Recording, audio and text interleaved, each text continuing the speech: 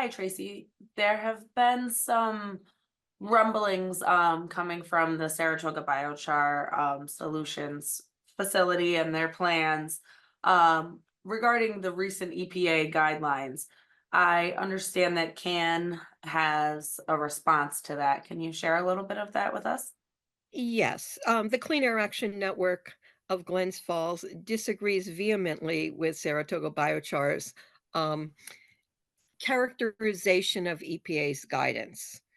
They basically misinterpreted that guidance to serve their own ends.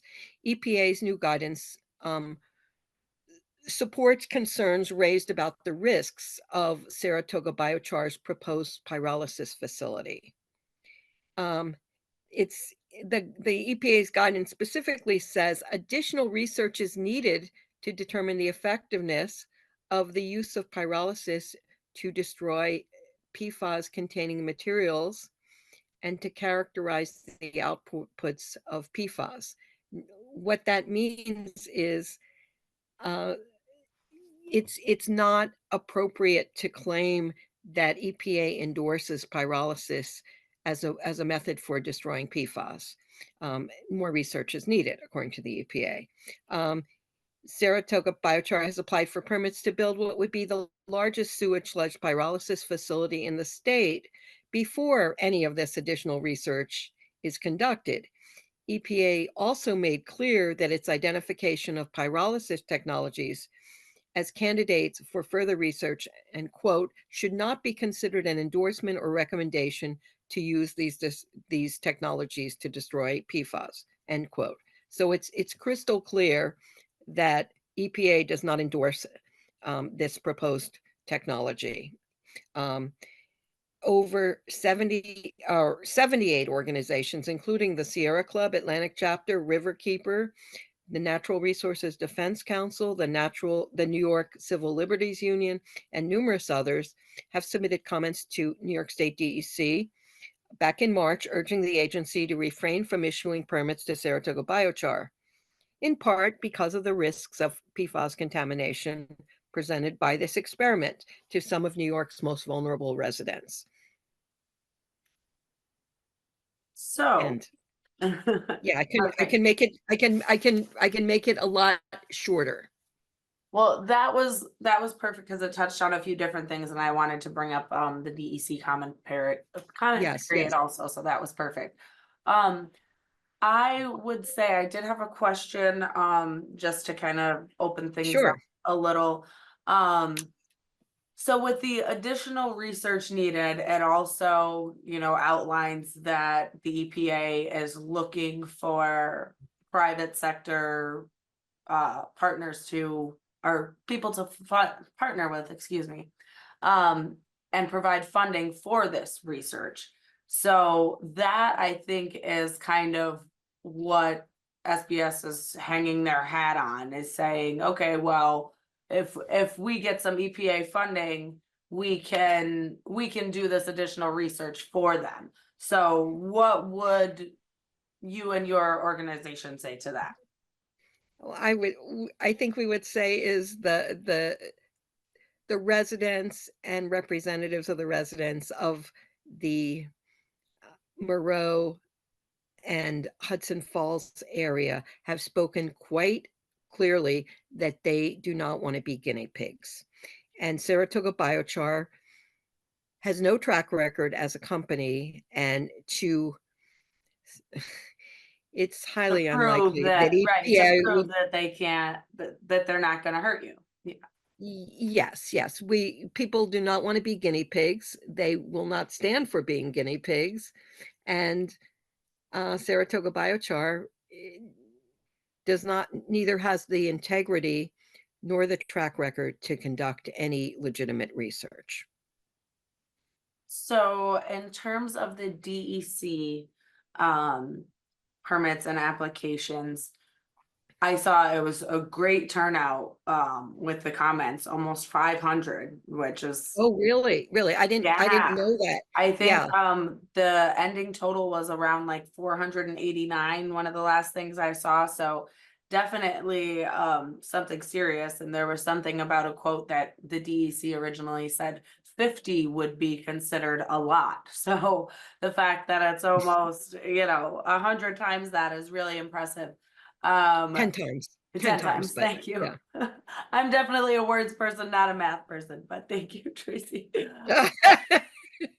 Not my forte for sure, but serious impressive turnout. And I know that's in great part in, response to community rallying and all the work that the residents and environmental activists have been doing.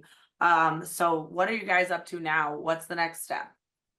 Um, well, there, as many viewers will know, Moreau, the town of Moreau has been at work.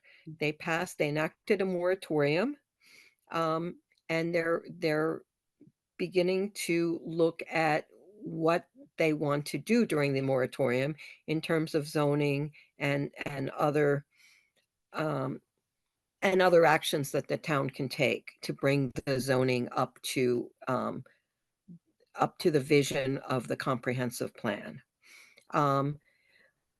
We are also going to be looking at wastewater, and that was a big issue that was raised by our comments. 30,000 gallons a day of very likely contaminated wastewater would be going to the Glens Falls wastewater treatment plant and then being discharged into the Hudson River. And that contamination would very likely include PFAS.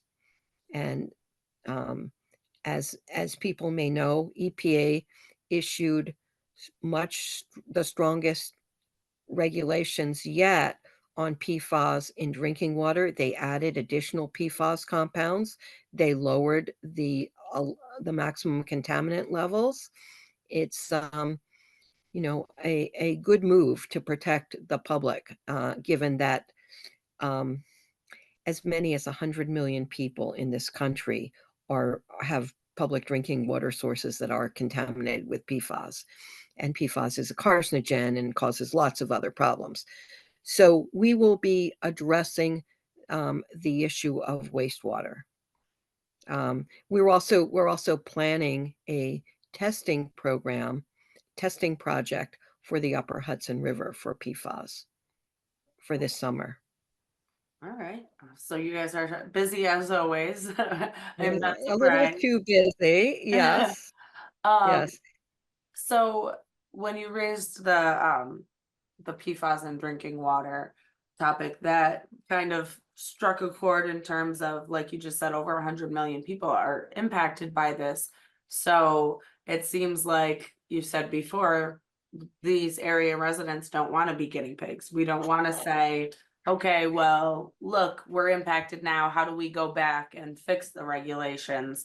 Sounds like you'd rather have regulations and stop these things in their tracks before it gets to the point where we have to amend regulations because people are sick.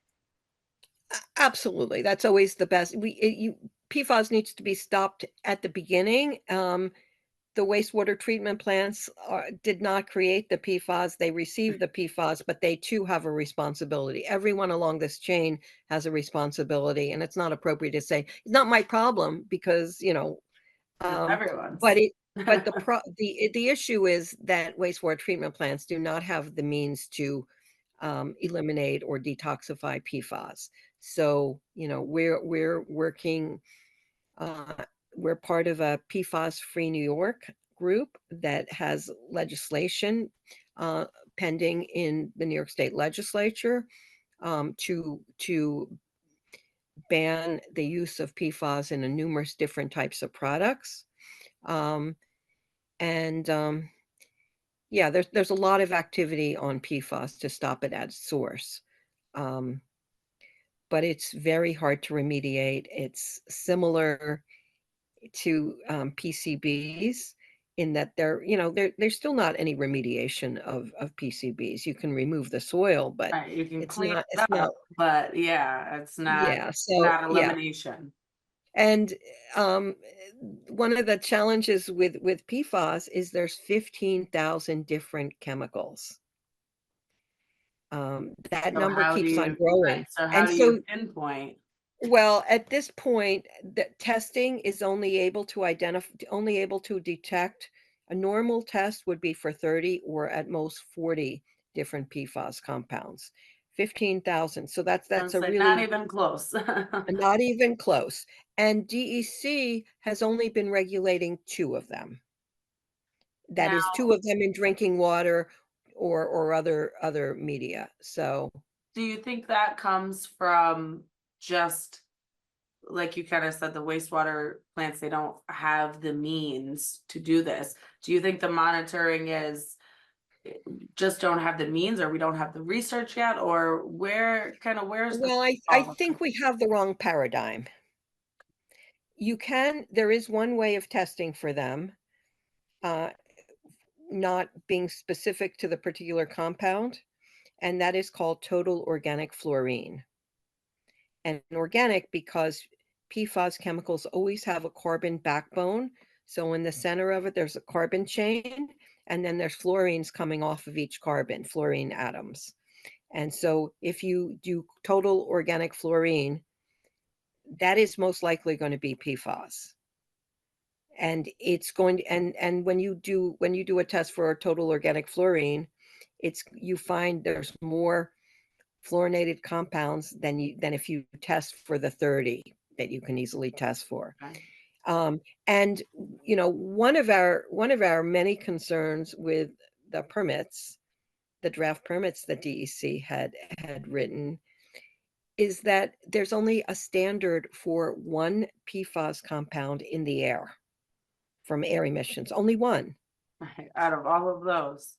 And that may have to do in part with testing technologies. Testing technologies for water are more advanced, I believe, but I might be wrong.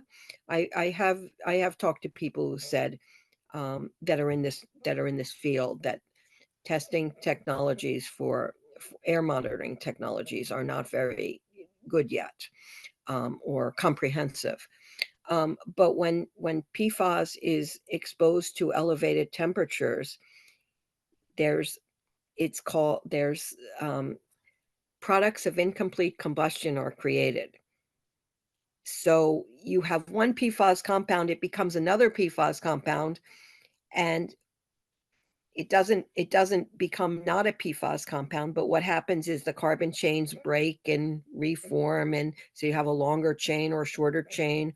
The extra functional groups, that are not fluorinated, will come off the end of the carbon chain or rejoin a different one. So you if you only are test if you're only having a standard for one, it's kind of meaningless. Right, because You it's know, more of because a because they're transformation. because they're yes, transformations occur. So it's that, coupled with a requirement that the air tests for be done every 5 years, makes the whole thing laughable.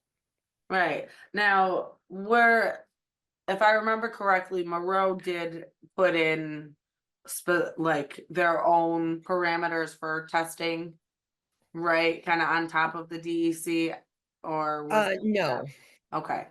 I no, not that. I mean, I was at I a know it number of was the a planning while board. ago. Well, I was at a number of the planning board meetings, but I mean, that would not be practical because Moreau does not have Have technical the staff. the means, yeah, to do air Yes, yes, testing.